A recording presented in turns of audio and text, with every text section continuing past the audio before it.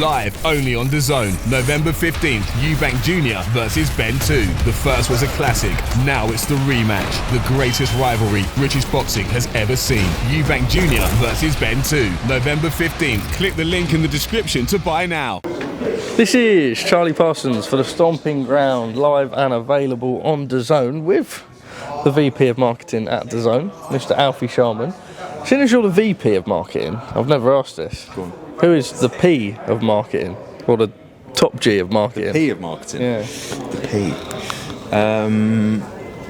Well, I mean, we have an SVP, a Senior Vice President, who's my boss, who sits across all products. But there is no P. I consider myself the P. Big up the SVP. Big up the SVP. She's very good. She's very good. I won't name her, but she's very good. How are you, mate? Yeah, I'm very well, thank you. Yeah, I mean, I was just saying just there to a couple of people, like, you kind of don't really, obviously I knew very well while I'm here, but it's when you sit up on stage and see how much young talent surrounded just for these 3 shows that we're talking about today. Quite unbelievable. In a fight week for probably the biggest UK fight of the year, ahead of next week in Riyadh. So it does take a bit of time. Sometimes it's important that you take a breath and observe where you are, and we're in such a good spot. But I'm very well, to answer your question, but it's all very much work at the moment, which is obviously what it's all about. But yeah, I'm good. You okay?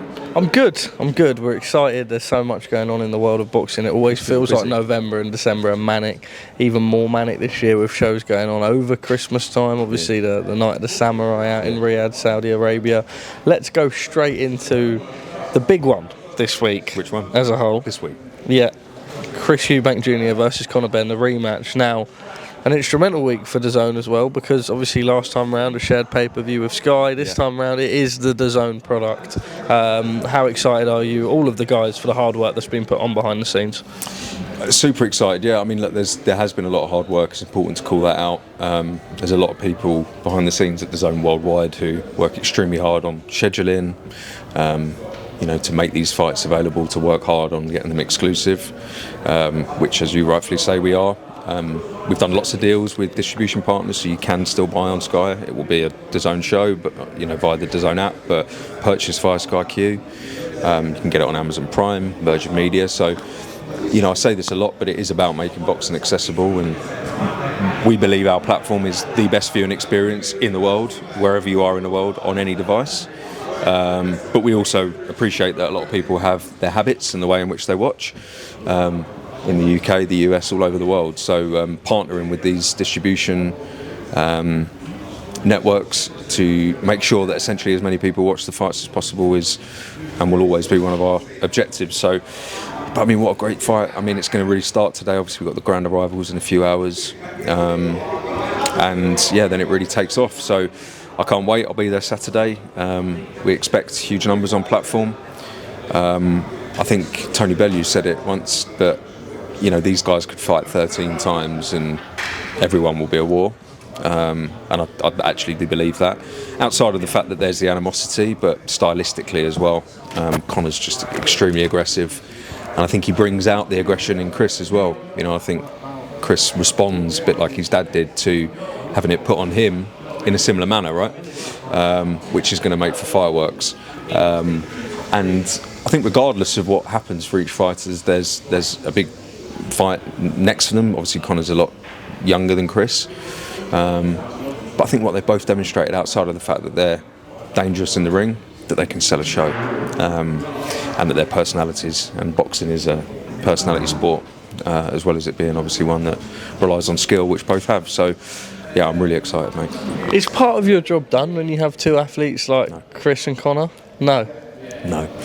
Even as good as they are, in selling it themselves is what I mean. Yeah, not all of it. I mean, probably 20% of it's done, right? I mean, my job is very specifically to get people to watch it on DAZN, right? And they're 2 very different things. Being aware that the fight is happening to a casual fan, I'm sure that the average 1 in 3 people in the UK, if you were to ask, have you seen this advert or have you heard that Eubank Benn is happening this weekend, they would say yes. I would hope the same statistic, if you were to say where to watch it, they would say DAZN, but the reality is we still need to work quite hard to drive people to our platform.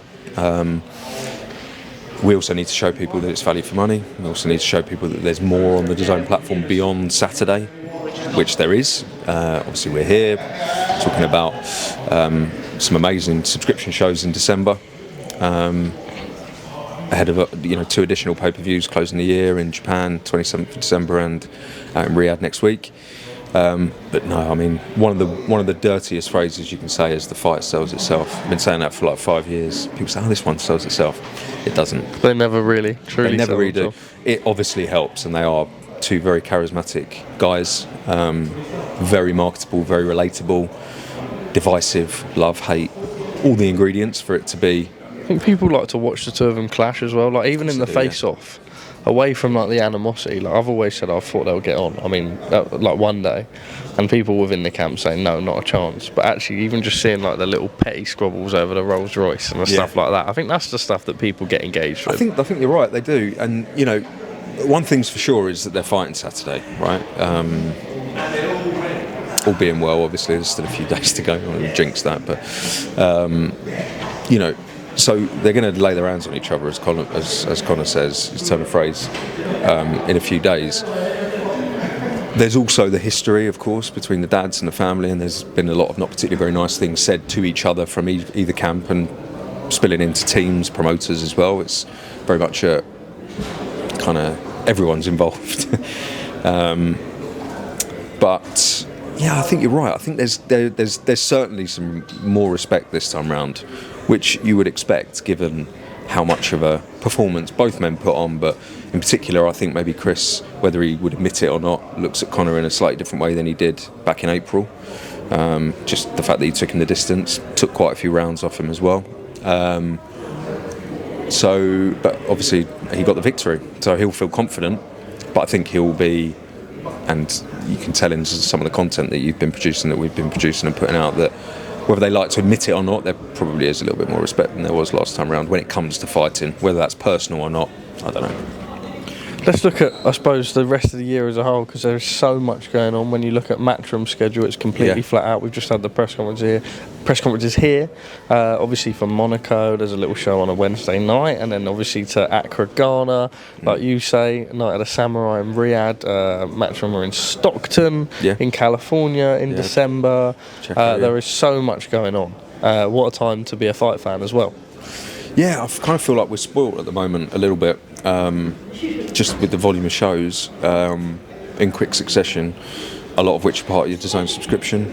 A lot of the pay-per-views now, as recently announced, will be included as part of the Ultimate Plan, which we launched on Friday, which is a monumentous moment for us as a brand and a product, and for the boxing industry worldwide, I think, if I'm being honest. But yeah, fights every week. You literally can come to DAZN on a Friday. I mean, we've got a Wednesday show as well in there. Just obviously Giorgio, who we're really supportive of. I think he's an unbelievable fighter. Has a massive future ahead of him. Big 2026 ahead of him. Obviously, he needs to get the job done on the 17th. There's so many fighters just on these 3 cards. There's so many fighters from top to obviously Johnny Fisher, he's got a point to prove coming back. Pete McGrail, Pat McCormack, 2 very, very exciting fighters. Diego Pacheco fighting, really prominent US talent for Matchroom. Leo Tang, TMA fighting before Christmas. And then obviously some very strong, like John Hedges, Elisora. I love that fight as well, by the way. I'm definitely missing a lot of names here, right? But my point is, there's some established talent on those cards, and we've got the shows like the Inoues, one of the pound for pound best, like the Ring Show next week, which multiple undisputed champions in Devin Haney, Bam Rodriguez, headlined by David Benavidez, arguably one of the most feared light heavies in the world, against Anthony Yard, who always shows up. So you've got like the elite proven level, and then you've got the next level, the next generation, and then everything in between, all in the next 4 weeks, and then that's just Matchroom. And you look at Queensbury, obviously we announced yesterday Moses Atamba, Magnificent Seven. Feedback's really good on that. Yeah, I mean part of your DAZN subscription. Part of your subscription as well. Headlined by Moses Atamba against Jermaine Franklin, who went the distance with AJ. Obviously AJ's first fight back after Usyk, but fought well. With White as well. Yeah, exactly. I think the performance on the Canelo Crawford card wasn't fantastic, if being honest, on Jermaine Franklin, but he's a tough, experienced pro, right? Who's been in there with some of the biggest names in there, and obviously the card's good. The card's really strong. The card's exactly. So it's not just it's multiple promoters, right? We obviously had Virgil Ortiz last weekend, part of his own subscription. Golden Boy show. Got MVP shows this weekend with some really exciting American talent. So it's just, we're working really hard on putting a diverse mix of fights, and, if there's a casual fan out there that wants to dip in and watch Eubank Benn, which we anticipate there'll be a lot, fine. Great. We look forward to welcoming you there. Our job is to then show them why they should be joining our longer term plans and saving themselves a lot of money in Ultimate. But, as I said before, I'm not here telling people what they have to do. I'm just advising as if you're a boxing fan, there really is no better way to consume. There is no other boxing out there to watch other than on DAZN. You're hard pushed to find events that aren't on DAZN. Our schedule proves that, and now we've got a plan in market that makes it easier and commercially more, we like to think, manageable for consumers. So we've listened. Let's talk a little bit more in depth on Ultimate then. I caught up with Eddie about it earlier, and he said when he got the call from DAZN and everyone that was pitching it to him, he was really excited and happy. He said, look, there is a thing in boxing at the minute where there are so many pay-per-views with fighter purses and just actually how big the sport is and how good the stars are. But then you look at a concept and a product like this, and actually it kind of gives people, well, you're a fight fan, there's going to be the big pay-per-view clashes, you get everything else included as part of your subscription, and when you look towards the end of the year, like we say, there's so many shows as well, but including all of those at what works out at a really good monthly price. Yeah, well look, I think the this, Charlie, like better than most people, that people will take to social media and people will discuss, and everyone is more than entitled to their opinion. Boxing fans, I love boxing fans, I consider myself a very strong boxing fan. I hope that they maintain their opinions forever, right? Because they're, some of them are very true, very honest, some are very funny, not so true, but I think that they have spoken over a period of time, and we've worked very hard to bring boxing all into one place and put on more fights than have ever been put on before. We're on track to deliver over 200 fight nights this year against the claim of 185. So you've got volume, you've got all the best promoters. Obviously, we work with nearly 30 now, but the top tiers are all exclusive to DAZN. Matchroom, Queensbury, Golden Boy, MVP, GBM in the UK, Salita in the US. Obviously, Riyadh Season, Ring Magazine, exclusive to DAZN. So we've done a lot of work on the proposition, the quality of the product, and now it's about making it, as I say, accessible. And there are a lot of pay-per-views, and there will always be criticism on this, and you can't necessarily quench every thirst or answer every question to why shows are pay-per-view. It's a commercial business. Certain fights have to be pay-per-view to be made. So it's a balancing act of, are you going to be criticised for making it a pay-per-view, or are you going to be criticised for not making the fight? So we've landed on a position somewhere in the middle, which is we want to make all the fights, but we want to make them commercially accessible. So for 25 quid a month in the UK, $45 should I say, a month in the US, you join and you get a minimum of 12 pay-per-views included as part of your subscription, on top of the many subscription fights that we've discussed at length, that we've delivered in 2025, 2024 and 2026. But we're still allowing people the ability to come in on a standalone basis. It's not that's what you have to do to watch boxing. If you just want the options, there's options. And I say, and I do mean this, we're not here instructing people what they have to do. We're trying to give people options, and we're showing that we've got more than anyone else. We're working extremely hard on our schedule and have done for quite a few years now. We will deliver that in 2026. And here are the options. So we hope to see as many people as possible. Our job is to continue to put them on and to continue to deliver amazing broadcasts and add more sports to our portfolio, because we've got a lot of boxing fans on our platform, but DAZN is a multi-sport global product, and obviously now with NFL Game Pass, NHL TV, Serie A in the UK alone, Champions League, Spanish commentary in the US, we're starting to broaden out our rights portfolio for people to enjoy and stay on platform longer, which is essentially what we're trying to achieve. Lastly from me, curious with marketing head on, about the conversations that go on regarding Boots and Virgil Ortiz in a minute. Now, Virgil's manager after the weekend and after the face-off live on DAZN come out and say unless it's got 7 zeros on it, which is a little bit silly, then the fight will be more difficult to make, and that there were other fights that they prefer, like the Spence Jr fight, etc.